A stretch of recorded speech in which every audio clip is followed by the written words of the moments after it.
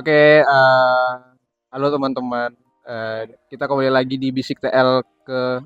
Nah, jadi di sini kita ada berbincang sedikit dengan alumni ya. Udah alumni belum kakak ini? Saya sudah. Sudah ya, sudah. Udah Oh tahu ya, ya.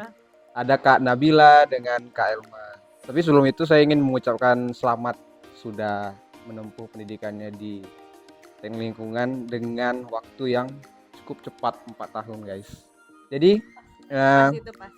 pas ya. Oke. Oke, mungkin aku ingin sedikit bertanya lah, Kak. Sedikit pengalaman Kakak lah di HMTL ini seperti apa gitu. Boleh Kak dari Kak Nabila mungkin? Pengalaman kayak mana dulu nih? Eh mau akademik kah atau non akademik gitu. Ada nggak yang bisa diceritain sedikit? Banyak. Boleh Kak, sedikit aja ceritain ya. Kita juga penasaran ini soalnya. Namanya zaman kuliah pasti banyak. Yang Ya, kalau misalnya di akademik yang paling berkesan tuh praktikum di Padang. gitu Itu Kak. definisi tidak tidur sama sekali. Kenapa bisa nggak tidur Kak? Karena praktikumnya 2 hari, laporannya harus selesai dalam waktu 5 hari. Nah, Dan itu sudah harus di ACC. harus dia sih. Harus. Sudah cetak keras. Kalau Kak Elma sendiri juga ikut praktikum itu? Kami kan satu kelas ya. Oh gitu. Oh gitu ya. Gimana ya, Sepakatan guys? lupa. Maaf ya. Gimana ya Kita guys? lupa. Gimana lah? Iya. Kita juga tahu kok kalau Kak Elma juga sering mendapatkan achievement ini, sering juara. Ya, mohon ceritanya sedikit Kak. Walai. Walai. Nggak banyak sebenarnya. Sombong. Astagfirullahaladzim. Nah gitu. Ya kebanyakan sih di akademik. Kalau non akademik kan kurang karena kita sadar diri seni tidak bagus. Waduh, Jadi kalau akademik ya film apres lah yang paling berkesan dengan debat. dengan Kayak debat. gitu. Itu juara berapa kalau boleh tahu? Kasih tahu nih. Ini, Kak. Kalau ini jadi malu ya. Kalau film apres sampai regional, masuk sih nasional cuman nggak jadi finalis. Kalau debat juara 2. Nih kami berdua Ih. debat. Bertiga dengan Sindu. Oh, Bang Sindu tidak ada di sini ya Nah, kebetulan. gitu di sini. Kami hobi debat. Jadi emang kayak setelan pabrik sudah kayak gitu. Emang seperti itu guys. Perempuan itu tidak bisa dikalahkan soal debat. Tadi kan habis selesai nih kegiatan mental coaching gitu. Jadi kalau menurut kakak berdua nih, seberapa impact sih, berguna sih itu untuk mahasiswa gitu? Tergantung mahasiswanya sih serius atau tidak. Kalau nggak serius nggak bisa.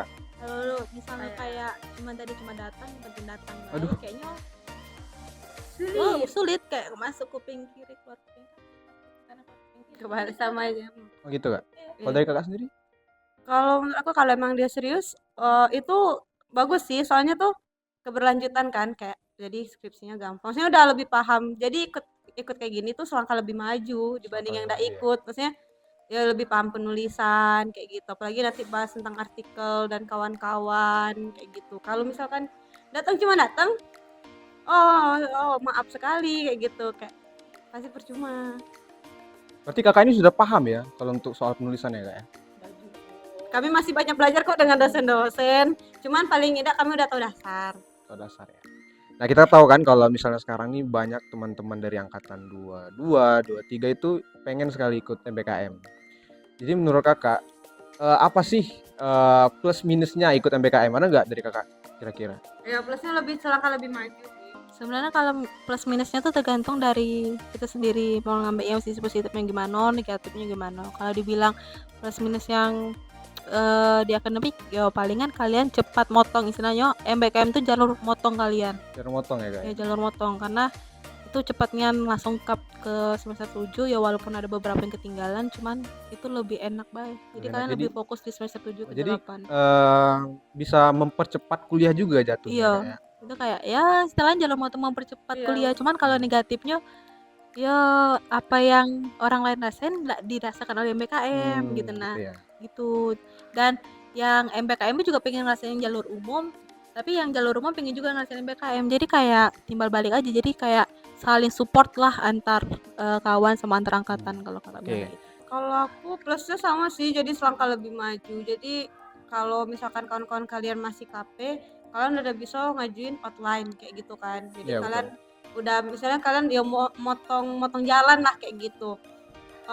Cuman memang minusnya aku lebih ke akademik ya jadi minusnya itu kalian kalau MK-nya belum full maksudnya enggak semua kan terkonversi jadi kalian harus ngambil MK bawah kan untuk menuhin itu. Nah jadi kayak kawan-kawan kalian udah lega kalian tuh masih kuliah kayak gitu. Nah walaupun kalian motong dengan catatan kalian udah outline ini itu sih minusnya. Terus juga kalau akreditasi orang sih Ekspektasi orang Kak? Ekspektasi orang sih, karena mikirnya tuh kayak MBKM kan cepet. Iya betul. Nah, ini ya kami garis bawain yang ikut MBKM belum tentu juga lulus cepat. Jadi ekspektasinya Gitu tuh kayak ya? dibebanin. Iya. Kan kau sudah KP, kok belum. Nah, itu jangan ya. Maksudnya tuh nanti kalian bakal ngerasain di semester akhir itu punya kesulitan masing-masing. Jadi nggak harus disamaratakan semua. Ekspektasi orang tuh maksudnya karena lihatnya kami tuh cepet, misalkan anak MBKM itu cepet, jadi ekspektasi mereka oh pasti cepet lulus kayak gitu, padahal kan tingkat sulit skripsi kan beda-beda. Misal kalau di lab pasti akan jauh lebih lama, tapi enaknya di situ mereka motong waktu di kemudian hari, karena kan jadinya kayak lebih cepat masuk lab. Maksudnya 60 hari kepotong misalkan jadi kepotong 30 hari kayak gitu. Tapi ya itu sih maksudnya Tergantung masing-masing tergantung individu orangnya kalau lagi. dia emang anaknya kuat rajin. Bisa jadi kok yang KP dia cepet juga kayak gitu. Tergantung kepribadian masing-masing ya Tergantung Kak? pribadi masing-masing. Kalau misalnya dia malas ya lambat. Ya.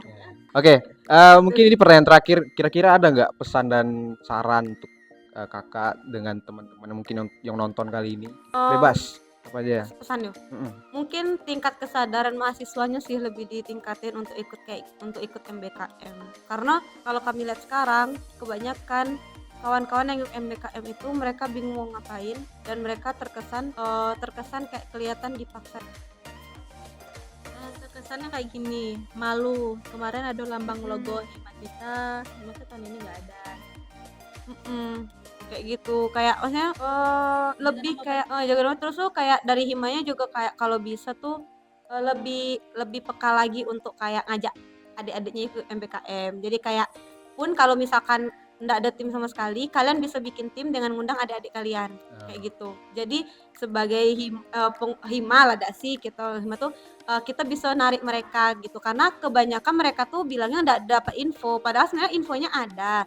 Cuman memang agak sedikit telat kalau kita sebenarnya dapatnya, emang kekurangannya memang di situ. Jadi kayak kalau bisa tuh rajin-rajin ini sih konsultasi dengan dosen sih. Oh gitu ya.